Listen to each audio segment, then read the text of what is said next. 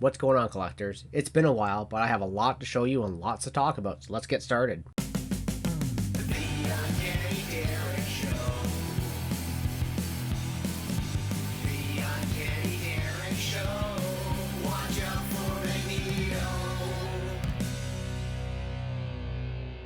And of course, if you like what you see, don't forget to hit like and subscribe down below, leave a comment. I got a few questions for you at the end. So I have been collecting comic books, as one does. I haven't been able to go to many shows this year. The Niagara Falls Comic Con was just recently, and I did a review on that last year, and there's a reason why I didn't go. If you haven't seen that video last year of why I didn't want to go this year, you should probably check that out. I know a lot of my friends have had Heroes Con on right now too, so there's lots of things going on. As I do a quick cut, here's the dog wanting to sit on my lap, so hello Millie.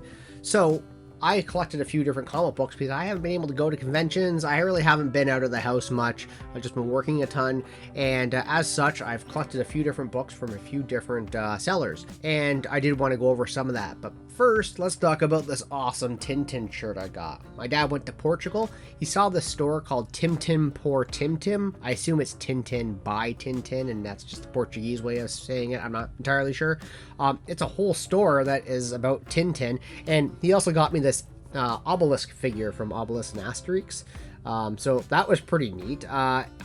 It's a neat little store. He sent me some photos of it. If you find yourself in Portugal, definitely go check that store out. And he even had a nice little like Tintin related bag. I'm not really sure what the 777 means. I mean, I checked the address of the place and it's 777 has nothing to do with it. And if it's a Tintin reference, I am lost. So, well, let's get to the meat and potatoes of the video. We're gonna get to the meat and potatoes, okay, Millie?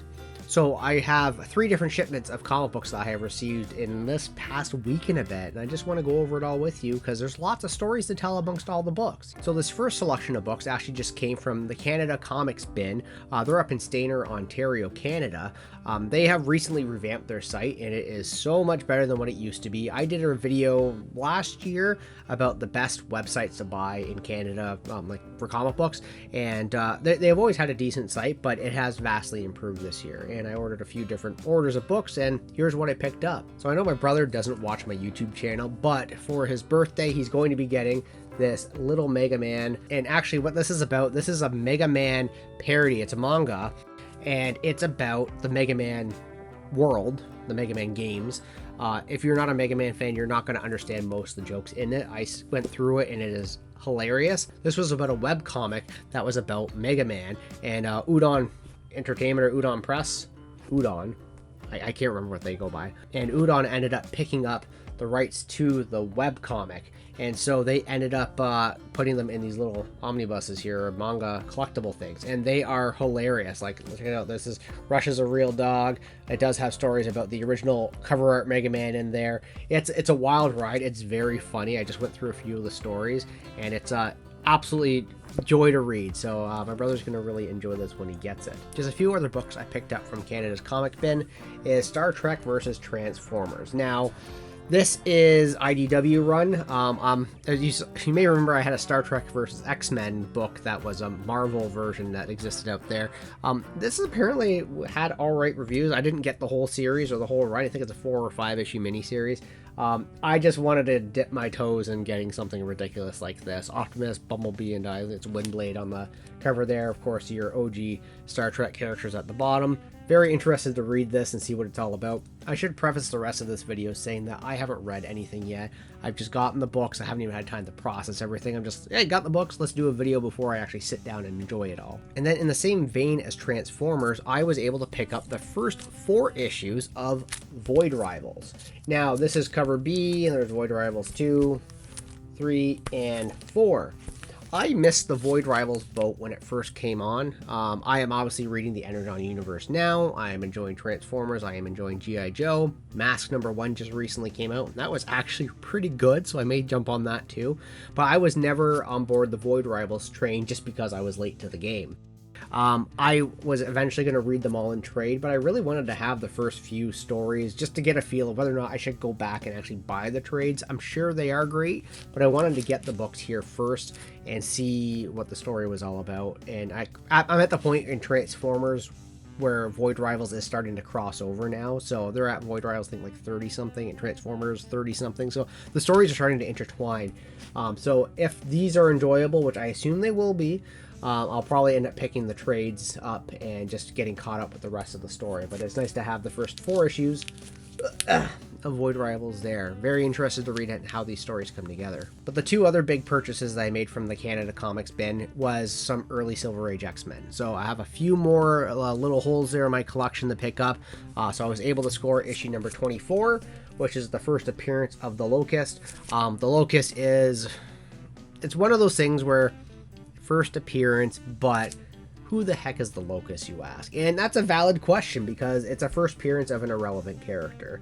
And it's one of those things where when you see first appearances on these Silver Age books, yes, technically it is the first appearance of a character, but this character is irrelevant. And it's one of those things where the sellers put this on, and you see it at cons all the time, first appearance and it's first Locust. But if you're a reader and you know the comics and you know the stories, it's just a selling tactic in order to jack the prices up for these books.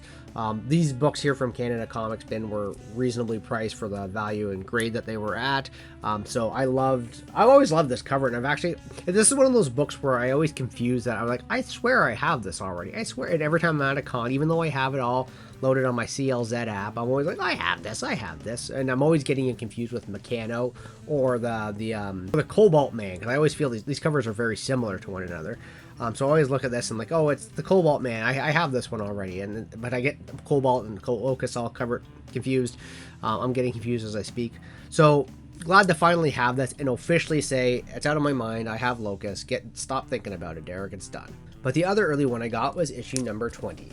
And so this one isn't not much to share about with the story here. It's the X-Men versus a robot. There's nothing great about this. You have on the back or the front there is Lucifer holding on to Xavier, and this is kind of an extension from issue 20 where Lucifer, you get the story of Xavier losing his legs, or the use of his legs. He has his legs, they just don't work. So this is the continuation of that story. Not much happens in this, but again, great price showed up for this book and had the jump on it. So another couple Silver Age X-Men I can tick off the old tick box. But wait, that's not all. I actually got some more comics from CaptCan Comics. They're out of Ontario here. I think it's brand. I'm not gonna guess. I could do an edit and figure it out, but I'm too lazy to do that. But I got some more Silver Age X-Men and a lot of the reprints for a good price, and they're decent quality too. So backtrack. In case you don't know, the X-Men stories, the original Silver Age run, ran from issue 1 to 66, and then from issue 67 to 93 they went into reprints. They are the exact same books that you would have read from 1 to 66, but just reprints of the books. Because they were reprints and because they were low print runs, the books tend to go for a little bit more money. So when you find these books in the wild, unfortunately, they're usually more expensive than a lot of the existing books. That's not always the case, but high grade versions of these print runs, if you're an Uncanny X-Men collector, you have to know this.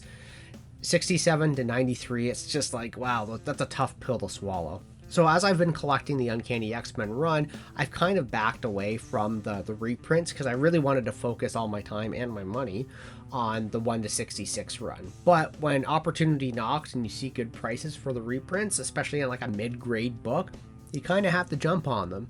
So CaptCan Comics had a bunch of mid-grade quality books of the reprints, issue 67 to 93. So this is what I picked up, and we're going in descending order here. So we start here with issue number 89. So that is a reprint. Oh, I'm not going to do that to myself. It's Garrick. This is the one where Xavier dies. Technically, no, it's the one after this. This is where first appearance, Xavier dies after this. Issue 90 is the reprint. I think it's 37 and 38. No, not going to do that. Don't do it live. Too lazy to look it up. And then we also have issue 84. This is the first Meccano. And I always find it very fascinating. And maybe I'll pull up the covers here, the original ones. But here are these covers where the Meccano one is very similar to the one that actually was printed. And this grotesque one here is slightly different from the one that was actually originally printed.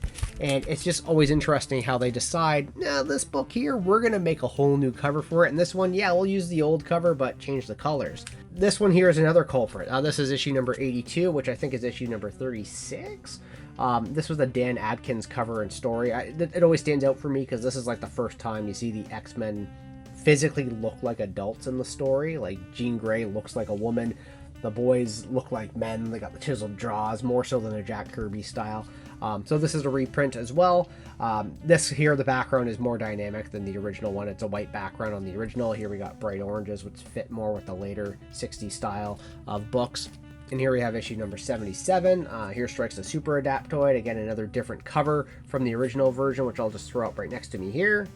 And then this one here is the first Banshee, and they really redid the cover on this one. And this is one of those ones where the cover, is it better? I don't think so, but it is much more dynamic. This, because you have obviously the X-Men there really suffering. You got Cyclops' face right in the front, but if you look at the original cover here, you get more Banshee than anything, and he looks cooler on the original cover. On here, he looks like what he looks like in the comic, but it's not as good as what it actually turned out to be on the original cover. So this is kind of like a toss-up, because I like the foreground characters of the X-Men, but Banshee doesn't look that great. And the other one, Banshee looks better, but the X-Men don't look that great. So I don't know. And then my last Silver Age X-Men book is this issue of number 27.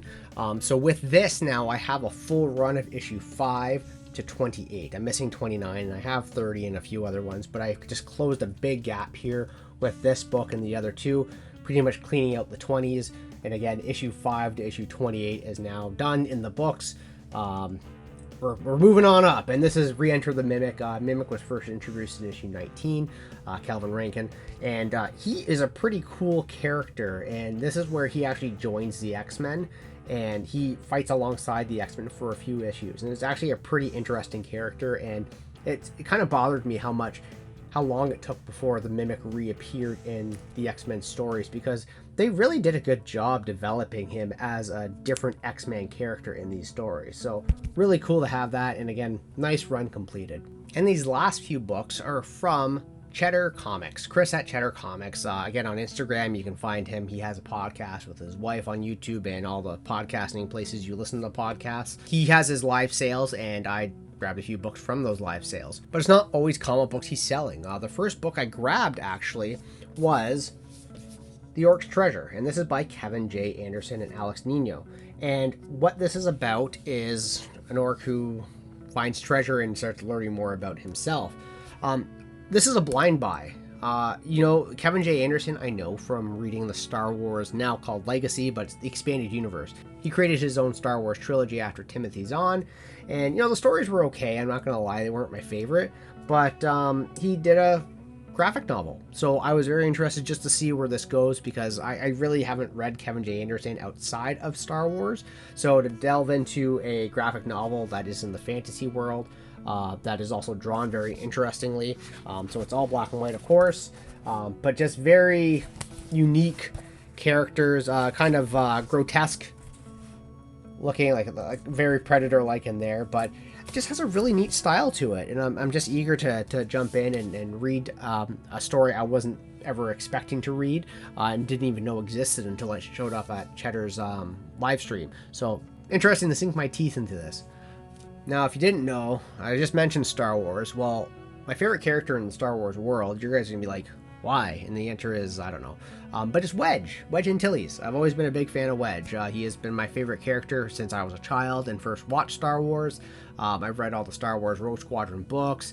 Anytime there's a Wedge-related thing in Star Wars, I jump on it. And so Cheddar had Star Wars number 6, which is the first appearance of Wedge Antilles. And admittedly, he's named a lot in it. There's only a panel or two with him in this. I did read through this one here when I did get it.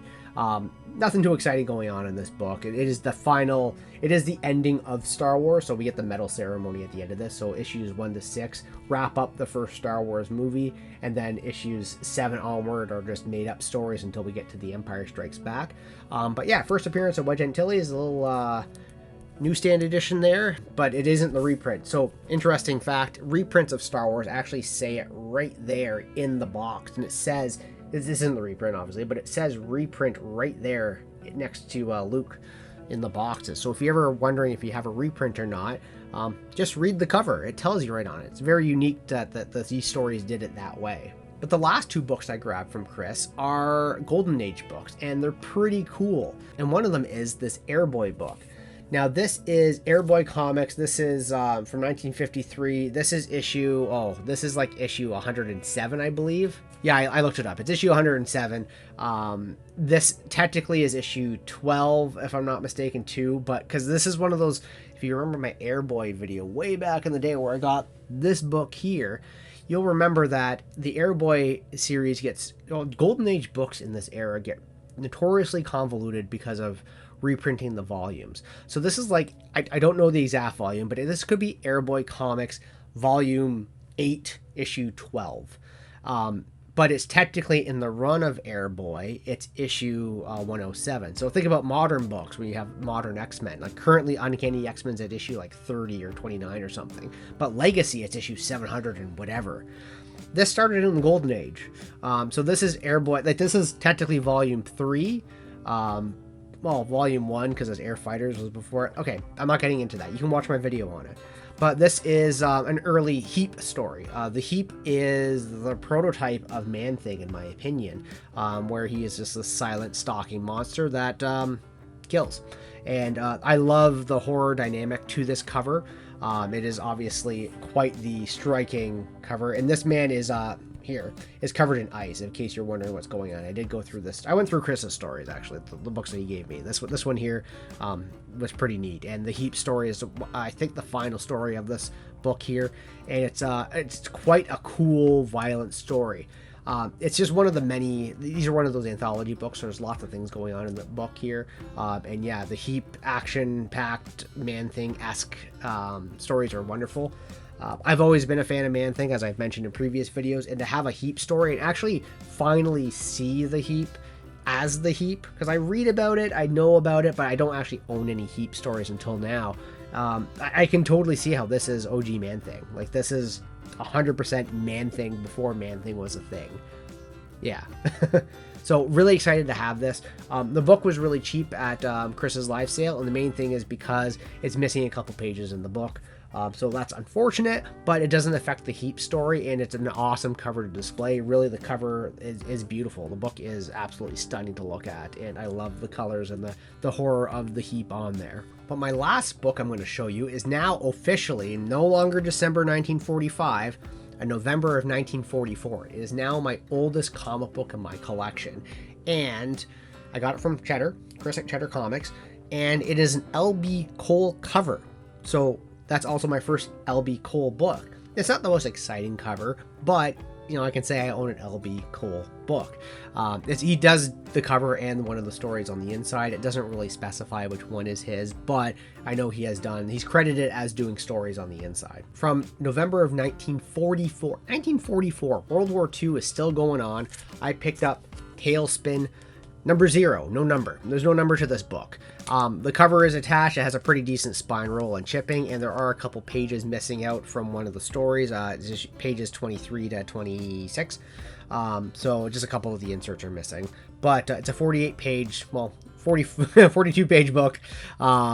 Should be 48 pages. But it is a pretty interesting take on World War II. There's lots of the horrors of the war in this book, lots of stereotypes again, which I went over with that Airboy video. Lots of things going on with there's lots of racist tropes in here, obviously. It's propaganda, right? But this has, I think, if I recall correctly, 10 stories inside of them. It's a huge series of anthology stories, all like a couple pages each, with one called The Valkyrie, that is actually, in my opinion, the more exciting story. It has nothing to do with the Airboy Valkyrie. It's completely different Valkyrie, but it is a lady as well who is a pilot, so it's very similar, but Valkyrie from Airboy was first. So Tailspin, why this book? What's the story of this? There really isn't much of a story, outside of it being a cool L.B. Cole cover. And it's, again, let's get a little bit closer look at this here for an L.B. Cole cover. Just a bunch of American planes blowing stuff up, right? So It's by Spotlight Comics, and or Spotlight Publications. Who's Spotlight Publications? They're nobody. They're somebody but nobody. They only printed a handful of books during wartime between 44 and 45. And it's because there was a paper, we're going to get in a little bit of history here. It was a paper limit to publishers in wartime, during the war, because, and this is true in Canada as well, it's not just strictly to the US, and it was because, you had to have paper for the war effort. All resources had to go to the war. But publishers found wicked ways to get around it. So if you were, I'm going to speculate, let's say Chesler, and you had, you're printing your Crime Does Not Pay stories, you want to create other books, you have a paper allotment. You cannot print any more stories than what's already there.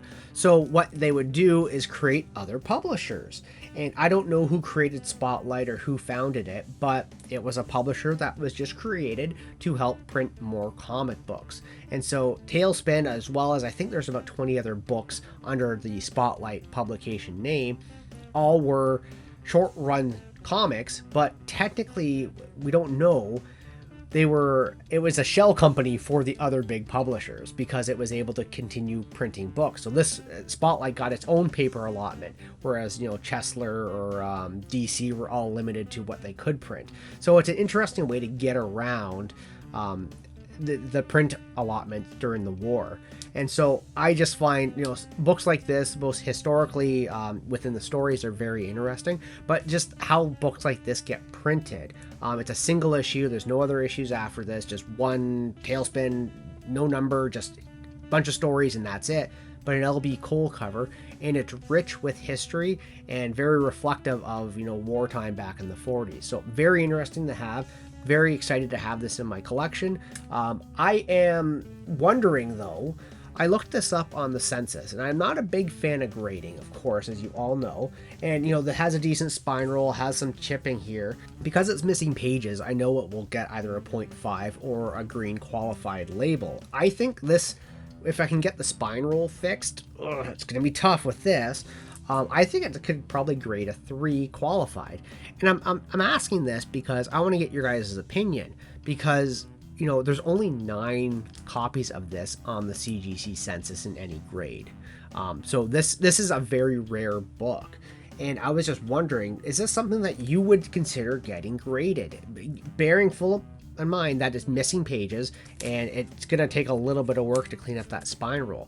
Getting the green label of death, if you want to call it that, is it worth that?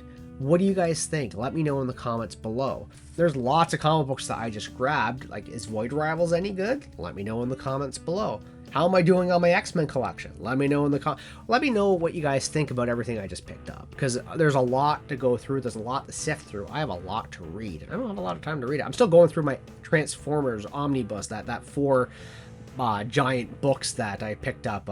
John from Old Stuff is Cool, I remember him and I made a video together. So there's lots to read on my end. I'm overwhelmed with comic books because, man, comic books are great. There's so much to read. It's so awesome. What do you guys think? What's the best book that I got? Should I get Tailspin graded? Let me know. And as always, thanks so much for watching.